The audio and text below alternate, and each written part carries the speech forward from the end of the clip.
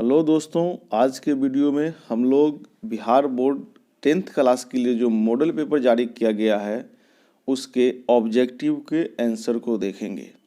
दोस्तों, ये वीडियो आपके फ़ायदे के लिए बनाया जा रहा है। वीडियो अच्छा लगे तो लाइक, शेयर और सब्सक्राइब ज़रूर कर देंगे। चलिए दोस्तों, हम लोग क्वेश्चन की तरफ चलते हैं। जो पहला क्वेश्चन आप स्क्रीन पर देख रहे हैं वो कह रहा क्वेश्चन, निम्नलिखित में से कौन सी सबसे छोटी संयुक्त संख्या है। ये संयुक्त संख्या जो आप देख रहे हैं, संयुक्त संख्या को हम लोग भाज्य संख्या कहते हैं, अंग्रेजी में कंपोजिट नंबर कहते हैं। तो सबसे छोटी भाज्य संख्या जो है वो क्या दोस्तों, 4 है। कौन है? 4। इसका आंसर हो जाएगा डी। नेक्स्ट क्वेश्चन की तरफ हम लोग चलते हैं। दूसरा क्वेश्चन आप जो अपने स्क्रीन पर देख रहे हैं, दूसरा क्वेश्चन क्या है? दूसरा क्वेश्चन है पाई क्या है। तो पाई आप लोग सब आदमी जानते हैं, पाई एक अपरिमेय संख्या है। अक्सर स्टूडेंट को कन्फ्यूजन होता है जब पूछ देता है कि 22/7 क्या है। तो होता क्या है कि स्टूडेंट को ये लगता है कि 22/7 पाई का मान है और इसलिए ये एक अपरिमेय संख्या है। लेकिन आपको इसमें कन्फ्यूज नहीं करना है। 22/7 पूछेगा क्या है, तो 22/7 जो है परिमेय संख्या है और पाई एक अपरिमेय संख्या है। क्योंकि पाई का ये एग्जैक्ट मान 22/7 नहीं है। ये पाई का एग्जैक्ट मान 22/7 नहीं है। 22/7 कौन संख्या हो जाएगा? परिमेय संख्या। और पाई कौन संख्या हो जाएगा? अपरिमेय संख्या। तो दूसरा का आंसर क्या हो जाएगा? ए। कौन संख्या? अपरिमेय संख्या। हम लोग नेक्स्ट क्वेश्चन की तरफ चलेंगे।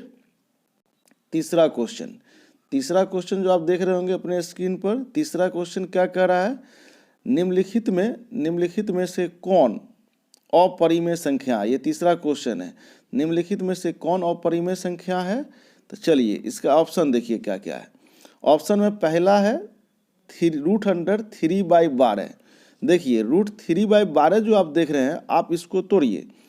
अगर आपके पास 3/12 है, 12 है, इसको आप तोड़ेंगे, 3 चौका 12, ये आएगा √1/4। तो 1/4 जैसे ही आएगा तो 1/4 मतलब 1/2। तो ये कौन संख्या हो गया? ये हो जाएगा, पहला हो जाएगा परिमेय संख्या। आपसे पूछा क्या गया था? आपसे पूछा गया था अपरिमेय संख्या। कौन संख्या पूछा गया था? अपरिमेय संख्या। तो पहला कौन संख्या हो गया? परिमेय संख्या। अब दूसरा में आ जाइए। दूसरा को देखेंगे 2/5। अगर आप 2 को जो है, ये 2 देखें 2/5, तो इसको काटेंगे तो 1/5। 5 का वर्गमूल नहीं निकलता है।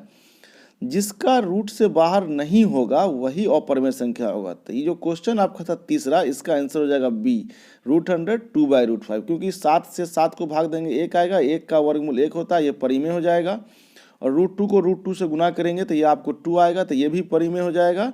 मतलब अपरिमेय संख्या आपका कौन हो जाएगा? बी। उम्मीद है कि आपको जो है तीसरा क्वेश्चन भी समझ में आ गया होगा। हम लोग नेक्स्ट क्वेश्चन की तरफ चलेंगे। क्वेश्चन नंबर हम लोग का चलेगा 4। चौथा क्वेश्चन देखिए क्या कह रहा है। चौथा क्वेश्चन को हम लोग देखेंगे तो चौथा क्वेश्चन कह रहा है कि दो संख्याओं के लॉसव तथा मौसव, दो संख्याओं के लॉसव तथा मौसव बराबर हो तो संख्या क्या है? अब मतलब दो संख्या आपको दिया गया। देखिए यहाँ सपोज कीजिए कि आपके पास दो संख्या है 2 और 4। अगर इसका आप लॉसव निकालेंगे एलसीएम, तो एलसीएम कितना आएगा? एलसीएम आएगा इसका 4। और महत्तम निकालेंगे तो महत्तम आएगा 2। मतलब अलग अलग आया। लेकिन आप दो बराबर संख्या को लीजिए, 2 और 2, इसका अगर आप एलसीएम निकालते हैं तो एलसीएम भी 2 आएगा और एचसीएफ भी। मतलब क्लियर है कि दो संख्या का लॉसव और मौसव अगर बराबर हो, इसका मतलब है कि वो दोनों संख्या आपस में क्या होगी? बराबर होगी। तो चौथा का आंसर क्या हो जाएगा दोस्तों? बी हो जाएगा। हम लोग अब पांचवें क्वेश्चन की तरफ चलेंगे। पांचवा क्वेश्चन देखिए क्या है। पांचवा क्वेश्चन आप देख रहे होंगे। पांचवा क्वेश्चन में है कि 0.29 के ऊपर बार है, इसका वैल्यू आपको निकालना है। तो याद रखेंगे इसका, अगर सपोज कीजिए कि 0.29 होता, इसको अगर परमेय संख्या बनाना होता तो आप लिखते 29/100, क्योंकि पॉइंट के बाद 2 अंक है। लेकिन जब रैकरिंग वाला ऊपर जो बार डैश लगा हुआ, ऐसा क्वेश्चन अगर आ जाता है 0.29 29 वाला, इस पर रैकरिंग लगा हुआ हो, तो इस बार को जब हटाएंगे तो याद रखना है जितना अंक पर बार रहेगा उतना बट्टा में 9 नीचे जाएगा। कितना नीचे जाएगा? 9। मतलब ये 19, 29/99 इसका आंसर हो जाएगा।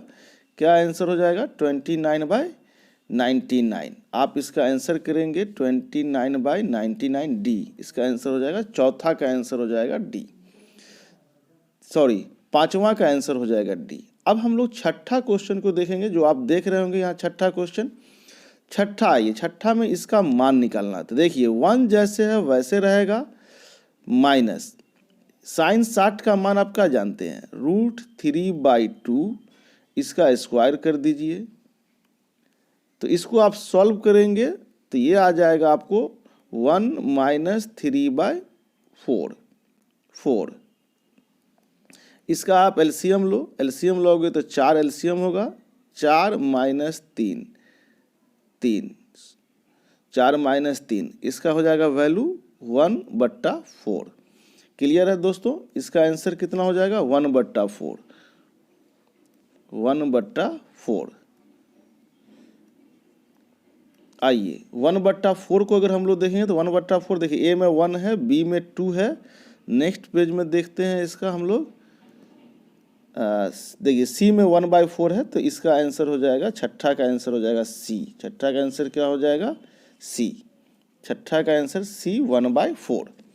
आइए सातवां क्वेश्चन आप देख रहे होंगे। सातवां क्वेश्चन में क्या कर रहा है? निम्नलिखित में किसका दशमलव प्रसार शांत है? देखिए ये चीज, शांत दशमलव प्रसार किसको बोलेंगे? अगर कोई परिमेय संख्या p/q के रूप में है और ये q जो है, q का अभाज्य गुणनखंड में केवल 2 हो या केवल 5 हो या 2 और 5, 2 और 5 दोनों हो, तो हम कहेंगे कि जो परिमेय संख्या दिया गया है उसका दशमलव प्रसार शांत है। आइए अब हम चेक करते हैं शांत किसका है। पहला देखिए 40 दिया हुआ है, 40 को आप तोड़ करके देखिए क्या आता है। 40 को आप तोड़ेंगे तो इस तरह से 2 से करेंगे तो 20 आएगा, फिर 2 से करेंगे तो 10 आएगा, अब फिर 2 से करेंगे तो क्या आएगा? 5 आएगा। मतलब इसके अभाज्य गुणनखंड में 2 और 5 आता है, इसलिए इसका ए ही शांत है। मतलब सातवां का आंसर ए हो जाएगा। आगे आप देखेंगे तो 2 और 5 के अलावा भी कोई नंबर आएगा तो ये तीनों जो दिख रहे हैं ये सब अशांत हो जाएगा। तीनों क्या हो जाएगा? अशांत। मतलब सातवां का आंसर हो जाएगा ए। हम लोग आठवां क्वेश्चन की तरफ चलेंगे। आठवां क्वेश्चन हम लोगों का क्या है, आइए देखते हैं। आठवां क्वेश्चन आप देख रहे होंगे आपके स्क्रीन पर है, निम्नलिखित में किसका दशमलव प्रसार अशांत है? अशांत होने के लिए 2 और 5 के अलावा कुछ होना चाहिए। जैसे देखिए आप इसमें पहला वाला देखेंगे तो इसमें 2, 8 को फैक्टर कीजिएगा तो 2 × 2 × 2 केवल 2 आएगा, इसलिए ये शांत हो गया। दूसरा वाला, इसमें अक्सर बच्चा कंफ्यूज करता है, ये जब इसको तोड़ता है तो 6/3 × 5 और वो आगे देखता नहीं है, सीधा कह देता अशांत है। लेकिन ये 3 से काटेंगे तो 3 दूना 6, मतलब आप बट्टा में क्या बच गया? ओनली 5। तो ये भी शांत है, ये भी क्या है? शांत है। 512 को अगर आप तोड़ेंगे तो इसके बट्टा में भी केवल 2 आएगा, तो इसलिए ये भी शांत है। लेकिन इसको अगर आप तोड़ेंगे 343 को तो 7 × 7 × 7 आएगा, मतलब केवल 7 आता है, 2 और 5 नहीं आता है, इसलिए आठवां का आंसर हो जाएगा डी। आठवां का आंसर क्या हो जाएगा? डी। चलिए हम लोग नेक्स्ट क्वेश्चन की तरफ चलेंगे। नेक्स्ट क्वेश्चन हम लोगों का क्या है? नौवां। नौवां में क्वेश्चन आप देख रहे हैं। नौवां में क्वेश्चन क्या कह रहा है कि 400 के अभाज्य गुणनखंड में 5 के घात क्या होंगे? आप इसके लिए क्या करेंगे? 400 लिख करके और इसका गुणनखंड करेंगे तो 2 से काटेंगे तो 100 आएगा, 2 से काटेंगे तो 200 आएगा, फिर 2 से काटेंगे तो 100 आएगा, फिर 2 से काटेंगे तो 50 आएगा, फिर 5 × 5, 5 × 5। आप देख रहे होंगे 5 का एगो आया, 2 आया, तो 5 का घात हो जाएगा 2। 5 का घात कितना हो जाएगा? 2। इसका आंसर हो जाएगा ए। नौवां का आंसर क्या हो जाएगा? ए। चलिए हम लोग नेक्स्ट क्वेश्चन की तरफ चलते हैं। 10वां। 10वां क्वेश्चन आप देख रहे होंगे स्क्रीन पर। 10वां क्वेश्चन का 10वां थोड़ा सा इंपॉर्टेंट क्वेश्चन है, थोड़ा सा उलझा हुआ भी है। 10वां में कह रहा है कि 130 बराबर 15 × 8 + 10 तथा 900 130, 15 बराबर मौसो एक्स कॉमा वाई, तो एक्स और वाई का एक्स कॉमा वाई बराबर क्या होगा। देखिए इसको समझना है, समझने में क्या करना है, आप देखिए 130 लिखिए। 130 बराबर क्या दिया गया आपको, 130 बराबर आपको दिया गया है 15 गुने 8, 15 गुने 8 प्लस कितना, प्लस दिया गया है 10, ये आपको दिया गया है। अब आई इसको फिर आप मौसम निकालेंगे तो यहाँ 15 आ जाएगा बराबर, यहाँ हम लोग दे देंगे 10 गुने 1 प्लस हो जाएगा 5, प्लस क्या हो जाएगा 5। फिर आइए यहाँ पर फिर आएगा 10 बराबर 5, यहाँ चला आएगा, कई बार में कटेगा 2 बार में, और कितना आ गया 0। इसका मतलब क्या हुआ कि आप जो देख रहे हो यहाँ पर कि 130, एक यहाँ देखिए आप 130,15, इसका HCF सॉल्व करके निकालते हैं तो कितना आता है 5। अगर हम 15 और 10 का HCF निकालेंगे तब भी आएगा 5, 5 और 10 और 5 का HCF निकालेंगे तब भी क्या आएगा 5। तो यहाँ पर जो XY आप देख रहे हैं, इस XY का वैल्यू 130 15 तो पहले दिया हुआ है, दूसरा हो सकता है 15 10, और तीसरा हो सकता है 10 5। आप अपने चार्ट में देखिए कि कौन सा वैल्यू 15 10 है या 10 5, ये दोनों आंसर हो सकता है, लेकिन आंसर में केवल 15 10 दिया हुआ है, इसलिए इसका आंसर कितना हो जाएगा 15,10A हो जाएगा। मतलब ये हुआ कि इस सब जो ऑप्शन देख रहे हैं इसका HCF निकालते हैं तो 5 आता है, इसमें आप डायरेक्ट देख सकते हैं किसका HCF 5 है, वही इसका आंसर होगा। आई होप कि आपको ये क्वेश्चन भी समझ में आ गया होगा। हम लोग, अगर आपको दोस्तों कोई भी क्वेश्चन समझ में नहीं आ रहा हो तो आप कमेंट बॉक्स में बताएंगे, नेक्स्ट वीडियो में फिर आपके प्रॉब्लम को सॉल्व किया जाएगा। चलिए दोस्तों हम लोग क्वेश्चन नंबर 11 की तरफ चलते हैं। 11वां क्वेश्चन हम लोगों का क्या है वो देखिए आप स्क्रीन पर। 11वां क्वेश्चन है आपका कि एक √125 का परिमेयकारी गुणांक, इसका परिमेयकारी गुणांक क्या होगा। तो आप सबसे पहले क्या करेंगे, इसको तोड़ेंगे तो 5 × 5 × 5, 3 को 5 आएगा। जब इसको रूट से बाहर करेंगे तो आपको आएगा ये 5√5, क्या आता है 5√5। परिमेयकारी गुणांक का मतलब होता है कि एक ऐसा संख्या बताइए जिससे इसको गुना करने पर इसका रूट हट जाए। तो मतलब क्लियर है, अगर इसको √5 से हम गुना करेंगे तो इसका रूट हट जाएगा, तो √125 का परिमेयकारी गुणांक हो जाएगा √5। कितना हो जाएगा √5। आपको ये क्वेश्चन भी समझ में आ गया होगा। हम लोग नेक्स्ट क्वेश्चन नंबर 12 की तरफ चलेंगे। 12वां क्वेश्चन देखिए क्या कह रहा है कि निम्नलिखित में से कौन सा युग्म सह अभाज्य है। सह अभाज्य को क्या बोलते हैं, को प्राइम नंबर। को प्राइम नंबर किसको बोलेंगे, जब दो संख्या का HCF निकालिए आप, और HCF अगर कितना आ जाए, HCF अगर 1 आ जाए तो हम उसको बोलेंगे सह अभाज्य संख्या है। जैसे 9 और 16 का HCF निकालेंगे तो कितना आएगा 1 आएगा, इसलिए 12 का आंसर A हो जाएगा। अब देखिए बी में इसका HCF 5 होगा, इसका HCF कितना हो जाएगा 21 चौके 21 हो जाएगा, इसका HCF 13 हो जाएगा। मतलब 9 और 16 जो देख रहे हैं इसका HCF महत्तम 1 आएगा, इसलिए 12 का आंसर A हो जाएगा। हम लोग नेक्स्ट क्वेश्चन की तरफ चलेंगे, क्वेश्चन नंबर 13। 13वां क्वेश्चन देखिए।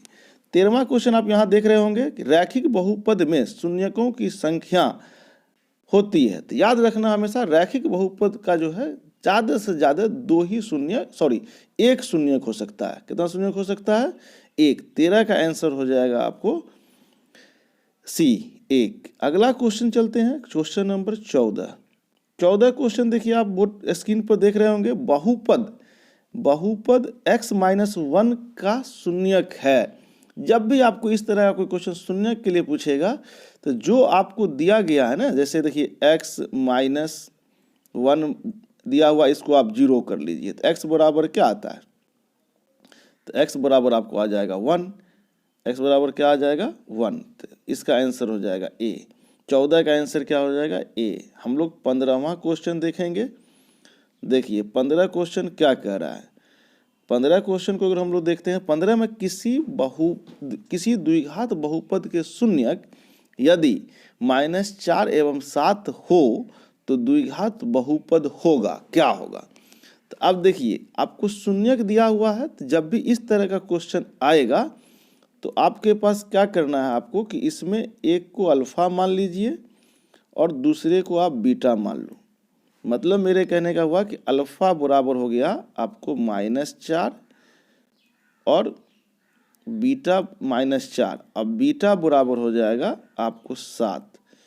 द्विघात बहुपद आपको बताना है, तो द्विघात बहुपद को आप लिखेंगे px बराबर, ये फॉर्मूला आपको हमेशा याद रखना है, x² minus alpha plus beta into x plus alpha into beta, ये फॉर्मूला है आपको। अब देखिए इसमें आप पुट कर दो, पुट करोगे तो x² माइनस अल्फा का मान कितना देख रहे हैं आप, -4 प्लस 7 इंटू एक्स, ये हो जाएगा प्लस -4 गुने 7। इसको आप सॉल्व करोगे तो ये आपको आ जाएगा x² माइनस 7 में से 4 घटेगा तो 3x और -7 चौका 28, यही आंसर हो जाएगा। आप देख रहे होंगे x² minus 3x minus 28, x² minus 3 आपके सी में है, इसका आंसर हो जाएगा सी। आई होप कि आपको ये भी क्वेश्चन अच्छे से समझ में आ गया होगा, इसको रिवाइज कर लेंगे, आपसे ये पूछा जाएगा। चलिए हम लोग नेक्स्ट क्वेश्चन की तरफ चलेंगे। अगला क्वेश्चन आपका होगा क्वेश्चन नंबर कितना, क्वेश्चन नंबर 16। 15 हो गया, 16वां क्वेश्चन देखेंगे। 16वां क्वेश्चन देखिए क्या कह रहा है। 16वां क्वेश्चन है एक द्विघात बहुपद के शून्यकों का योग तथा गुणनफल 5 और 6 है तो द्विघात बहुपद क्या होगा। देखिए अभी जस्ट हम पढ़ करके वहाँ शून्यक दिया हुआ था और यहाँ पर शून्यकों का योग दिया हुआ था। जब शून्यकों का देखिए शून्यकों का योग दिया हुआ रहेगा तो आप अल्फा प्लस बीटा बराबर हो जाएगा 5, और फिर गुणनफल दिया गया है तो अल्फा इंटू बीटा बराबर हो जाएगा कितना 6। फॉर्मूला आपका वही रहेगा, फॉर्मूला जो अभी आप लिखे थे px बराबर कितना लिखे थे, x² minus alpha plus beta into x plus alpha into beta, ये फॉर्मूला यही रहेगा।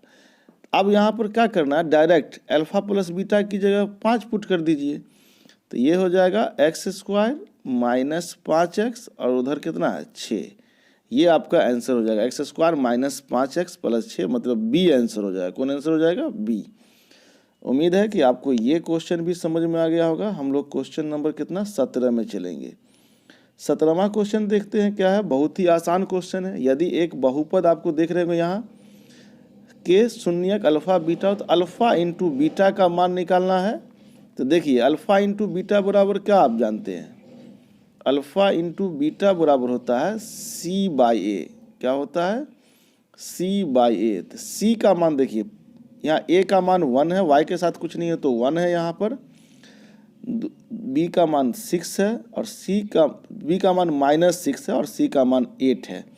तो मतलब यहाँ पर c है तो c का मान कितना दे देंगे 8, और a जो है y का कोफिशिएंट होगा तो कुछ नहीं है तो 1, मतलब इसका आंसर हो जाएगा 8। 17 का आंसर हो जाएगा a, 17 का क्या हो जाएगा a। नेक्स्ट क्वेश्चन की तरफ चलते हैं। 18वां क्वेश्चन, 18वां आप देख रहे होंगे अपनी स्क्रीन पर क्या कह रहा है। 18वां क्वेश्चन में कह रहा है कि बहुपद fx बराबर इतना, तो f-1 का मान निकालिए। एकदम आसान क्वेश्चन है, 9वां क्लास में पढ़े होंगे। f-1 का मान निकालिए। तो आप क्या करेंगे, 3 गुना का निशान दीजिए, अब -1 का क्या कर दीजिए स्क्वायर पावर 2 -7 गुने -1 और प्लस कितना +2।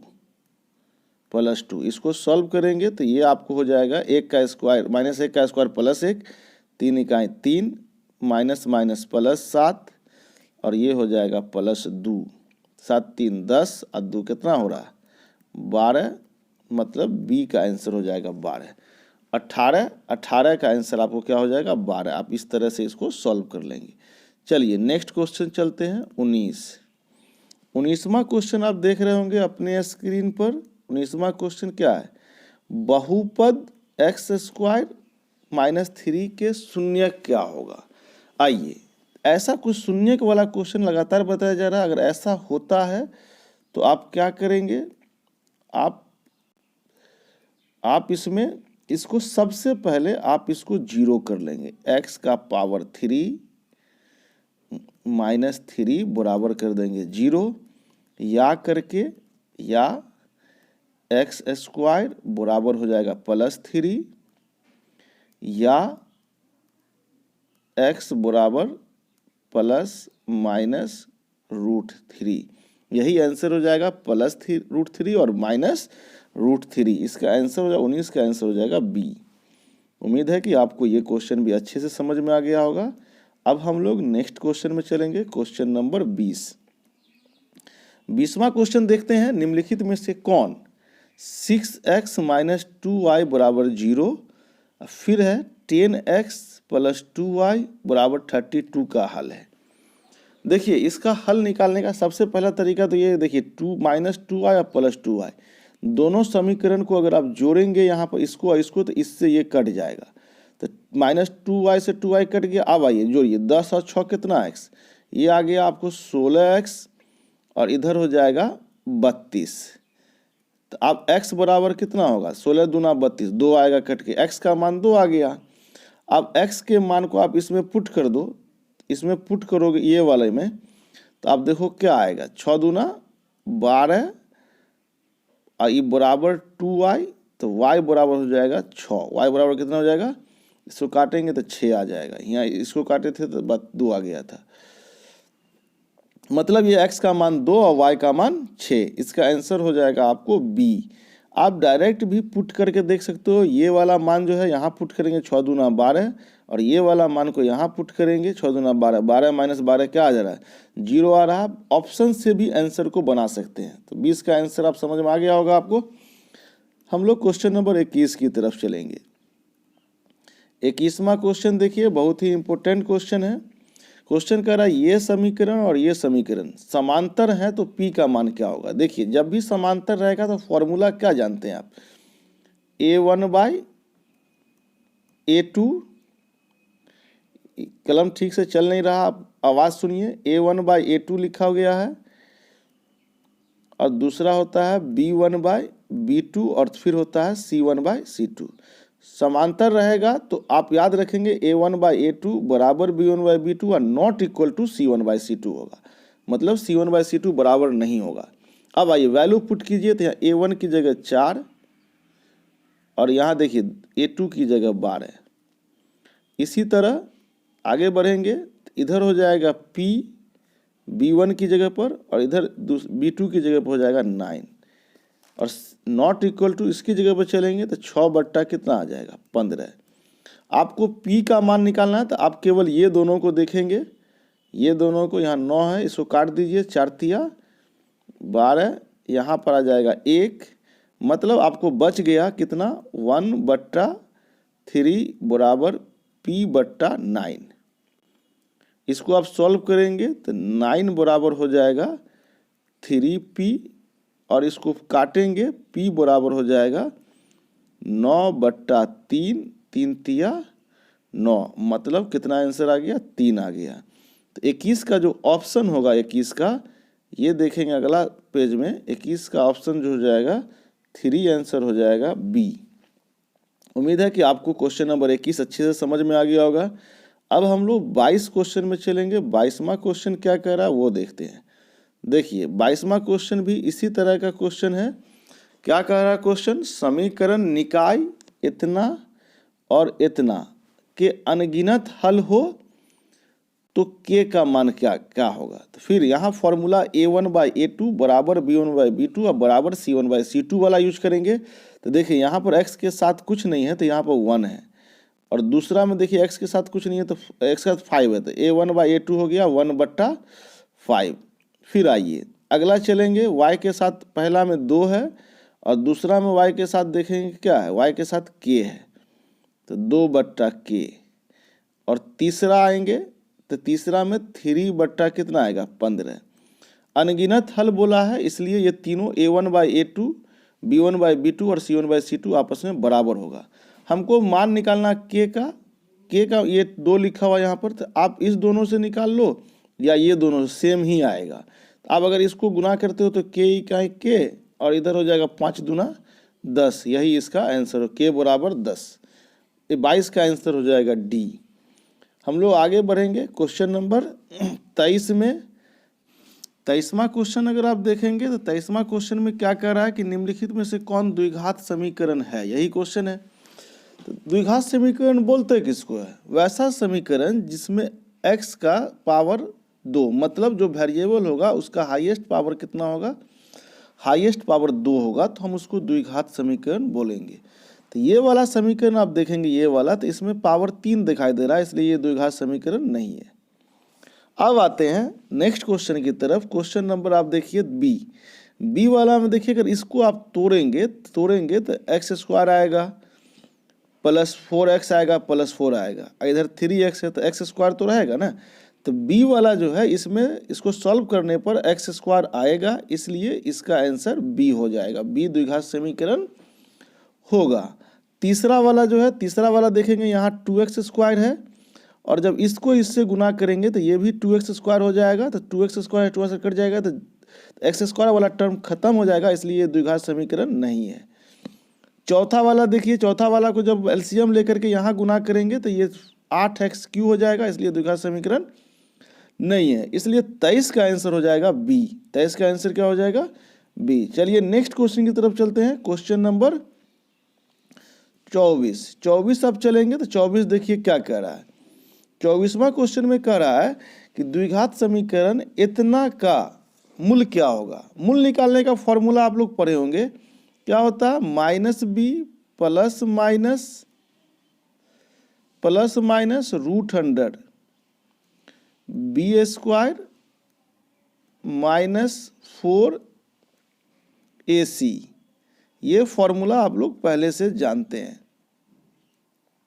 4ac c है यहाँ पर बाई 2a, ये फॉर्मूला द्विघात समीकरण निकालने का है। इस फॉर्मूला में अब यहाँ से पुट कीजिए, देखिए यहाँ b लिखा हुआ है तो b के जगह पर कितना है, यहाँ पर q है, यहाँ आप देख रहे हो q, तो ये हो जाएगा -q, माइनस क्या हो जाएगा q प्लस माइनस √100। अब आइए फिर b के जगह पर आप दे दीजिए यहाँ q का स्क्वायर, q का पावर 2 स्क्वायर माइनस 4 के बाद आप देख रहे होंगे क्या दिया हुआ है a के जगह पर क्या आ जाएगा, a के जगह पर आ जाएगा p, a के जगह पर क्या आ जाएगा p, ये p हो गया, ये लिखने में दिक्कत है आप समझ जाइए p है। और c के जगह पर आएगा r बट्टा 2 × p। तो यही आपका आंसर देख रहे होंगे यहाँ b में -q plus minus √100 q² -4pr बट्टा p, इसका आंसर हो जाएगा b। 24 का आंसर आपके समझ में आ गया होगा b। नेक्स्ट क्वेश्चन की तरफ चलते हैं। 25वां क्वेश्चन देखिए क्या कह रहा है। 25वां क्वेश्चन में कह रहा है कि इतना का मूलों की प्रकृति बतावे। देखिए मूलों की प्रकृति का मतलब हुआ कि मूल कैसा है, बराबर है, बराबर नहीं है, वास्तविक है, अवास्तविक है, क्या है। इसको चेक करने के लिए हम लोग हमेशा डी निकालते हैं। क्या निकालते हैं, डी।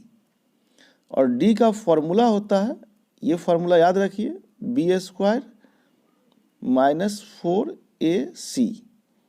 अब देखिए b के जगह पर कितना पहले पुट करेंगे, b के जगह पर ये वाला 6 पुट करेंगे, यहाँ देखिए 6, तो ये हो जाएगा 36, कितना हो जाएगा 36 माइनस 4, a की जगह पर आप देखिए यहाँ 6 है और c के जगह पर 1 है, तो ये आपको आ जाएगा 36 माइनस 6 चौके 24, 6 चौके 24, ये आपको आ गया कितना घटा करके आएगा 12। ये 0 से क्या आया, बड़ा आया, 0 से बड़ा आया, इसका मतलब है कि इस समीकरण 25वां जो क्वेश्चन है इसका मूल वास्तविक और असमान होगा। इसका आंसर हो जाएगा सी। उम्मीद है कि आपको ये 25वां क्वेश्चन अच्छे से समझ में आ गया होगा। दोस्तों, जितने भी क्वेश्चन इसमें बताए गए हैं सारे क्वेश्चन बिहार बोर्ड जो अभी एग्ज़ाम होने वाला है 2022 में, उसके लिए बहुत ही इम्पोर्टेंट है। आप वीडियो को एक बार नहीं, जितना बार आप देखिए कम है। आप देख करके समझने की कोशिश कीजिए। समझने के क्रम में किसी तरह की कोई दिक्कत हो तो आप कमेंट बॉक्स में बताएंगे। दोस्तों, वीडियो अच्छा लग रहा हो तो अपने दोस्तों को भी शेयर करेंगे, लाइक कर देंगे और चैनल को आप सब्सक्राइब कर देंगे। दोस्तों, आज के वीडियो में इतना ही। नेक्स्ट वीडियो में फिर हम क्वेश्चन नंबर 26 से आगे देखेंगे। तब तक के लिए दोस्तों नमस्कार, सत श्री अकाल, धन्यवाद, अल्लाह हाफिज़।